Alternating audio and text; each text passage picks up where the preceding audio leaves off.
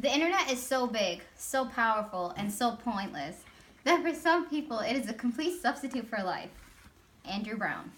Now, how many of you use technology on a regular basis? All of you. Well, that was very expected. When you're using technology, do you ever stop to think how it's taken over our lives? No, I didn't think so either. To be quite honest, I didn't do that either, so don't let that bother you. Now, here's some statistics to get you thinking. In 2013, there were approximately 96 cell phone service subscriptions for every 100 people in the world. Mind you, we have approximately 7 billion people when this statistic was taken. Now, let's narrow that down. According to a survey done by the Pew Research Center, it is said that 63% of cell phone owners go online. And to actually narrow this down, about 91% of Americans own cell phones, which would mean that approximately 57% of them are internet users solely through their cell phones. Now, according to the study conducted by the Kaiser Family Foundation, today's teens spend more than 7.5 hours a day either watching TV, listening to music, surfing the web, social networking, playing video games, etc., etc. Well, these statistics on their own, but how technology has not only changed our lives, but also our teenagers. And this also proves that it's also taken over the lives of adults in every perspective. It can get you thinking of how much our usage has increased over time, from how technology has taken over our lives as a whole. A month ago, a friend of mine and I were having a conversation about technology and how it made us thinking that we are limited to just to what we know. That we truly believe that technology is smarter and how technology as a whole limits us. Limits us more than we limit ourselves. How it stunts our growth in every aspect, and most of us don't see it. Over time, technology has begun to make our lives a lot more efficient, but with each advantage that technology has given us, there is also a potential cost. One of the focuses when it comes to technology is social media and cell phones. According to an article in the Pew Research Center, approximately 24% of teens go online constantly due to smartphones. 92% go online daily. And this includes the 24%. About 50% of the teenage population goes online various times during this day, and 12% have been reported to be going online at least once a day. 6% go weekly, and less than 2% go a lot less often. I'd like you to keep in mind that this is cell phone alone. About 3/4 of the teenage population have access to smartphones in general, and 30% have a basic phone, while there are 12% who don't have phones at all. Among these teens, 91% go online occasionally, while 94% go online daily or even more often. To average it all out, at least 68% go online at least daily. Now, according to statistics, you see on this chart, 71% of the teens, there's something on the screen. Okay. 71% of the teens, and this is from ages 13 to 17, use Facebook. 52% use Instagram. 41% use Snapchat. 33% use Twitter. Google Plus is 33%. Vines are 24%. Tumblr is 14%. And the 11% that's left out use different social media. Now, at this point, if you don't see an obvious issue with cell phones and social media today, then I don't know how to make you see it. Yes, cell phones are important to keep in touch with people, to make communications more efficient for any emergencies or anything. But this also applies to social media as well as other benefits that come with social media on its own. However, we need to see that the usage for the future generations need to decrease in order to actually try and save humanity. There will be delayed development, sleep deprivation, aggression, digital dementia, and addictions. The usage of technology restricts movement that results in delayed development.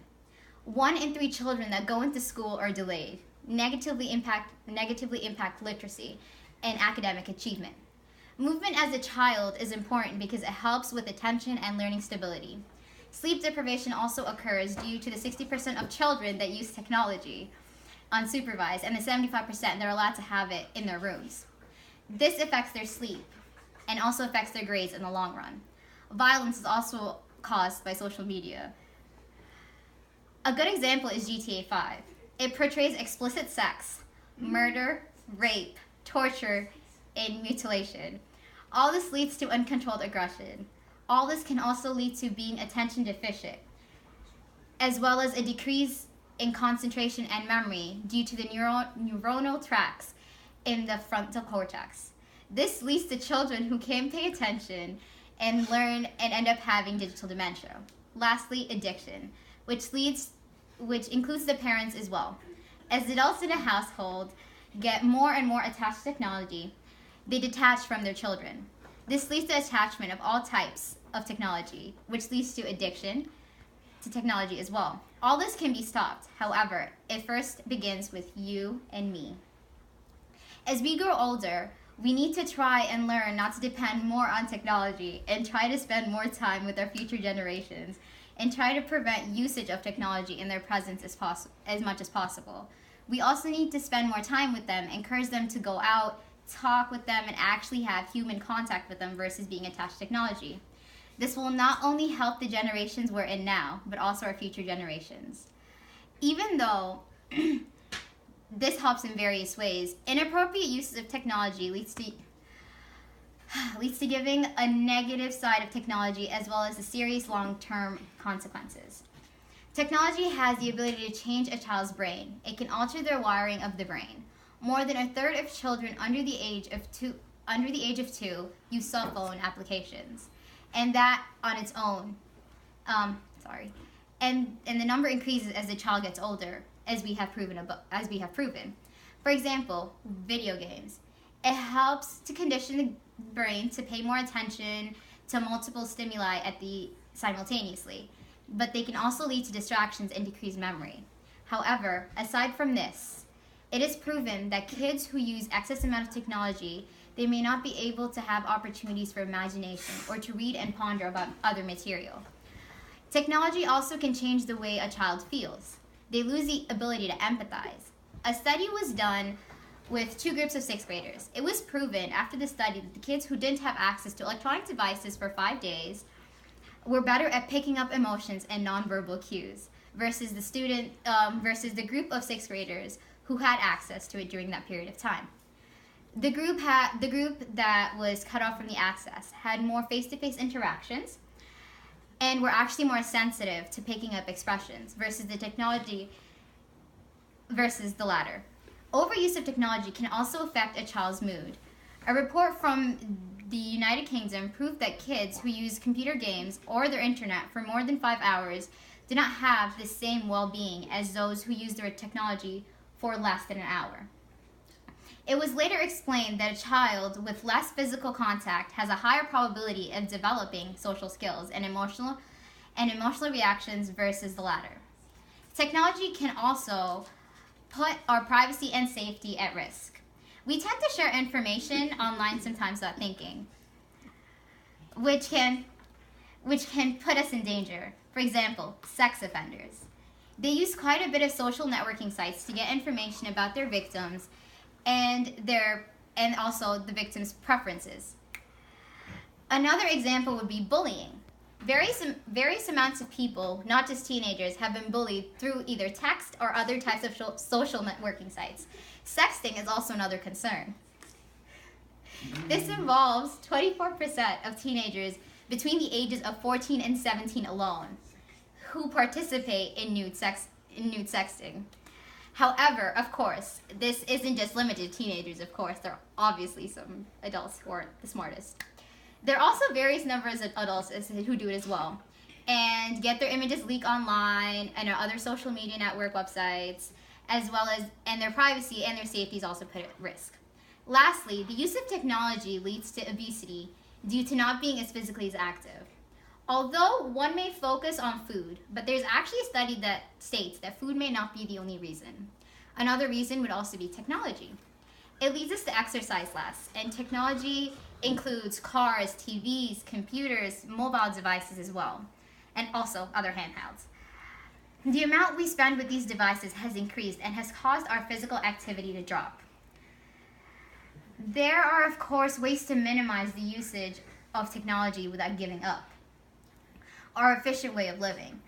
This also always begins with us. We first need to get engaged more in conversation without our minds constantly anticipating a buzz or a ping. Find someone to have a good conversation with that will get your wheels spinning, as well as devote your time and attention to something entirely different than just your technology. Next, try to create less technology that would consume you. Stop using your phones for intake and be creative yourself. Break away from the World Wide Web and put knowledge you retain to good use. Try and break your addiction. People tend to pull their phones out, unlock it, look through the apps, search for a notification, and then lock it once again. This occurs every couple minutes with almost everyone I know. So try not to do that. A way to do that would be by relieving your mental burden. The less you have on your mind that has to do with technology, the less you keep within. Breaking away from social media and technology will also help you become something will help you build up a better self-esteem. Because emails, tweets, texts, etc. has all something that has put a price on us individually. Break what society has to say about you by reducing the amount of media usage in your life. Also, try to reduce distractions that come with certain handheld devices. 2 hours of uninterrupted time is a lot more productive versus 3 hours split into 6-hour blocks during the day. Due to our distractions, we have to redo the entire process and find a flow and pace ourselves all over again. This consumes time that we could be spending on being creative. By turning off your notifications for a period of time, we reduce the amount of distractions and interruptions while doing anything that require complete focus and concentration. We also need to be more aware of our surroundings and be in the moment versus looking down constantly without being present. This is something we all have to work on, but it minimizes your usage of technology in the moment, because then you're not caught up on something when you can actually be in the moment. Technology is also a constant barrier from face-to-face interaction. We have this digital barrier that takes over, and we lose the beauty of being with other people. A way to change that is to find value within them and ourselves as well. By turning off your notifications, you learn to keep your work life separate from your home life. The lines have obviously been blurred over time, and by muting that accessibility, you bring about every boundary between the two lives. This also leads to minimized drama. Lastly, reducing your usage of technology will help lengthen your attention span, as well as to force you to think and plan ahead. All these alerts give a short attention span to not just people around us, but also things in life that we must enjoy. By muting your phones, you also become a little less distracted and more forward-thinking and avoid issues from occurring. We spend too much on technology in our daily lives. From computers to cell phones, we have let it take control of us, and yes, it's efficient living and less work, but the advantages also come with disadvantages. It makes it easier to looking things up, even to shopping online, but we also must remember the potential cost of technology, the toll it takes on us.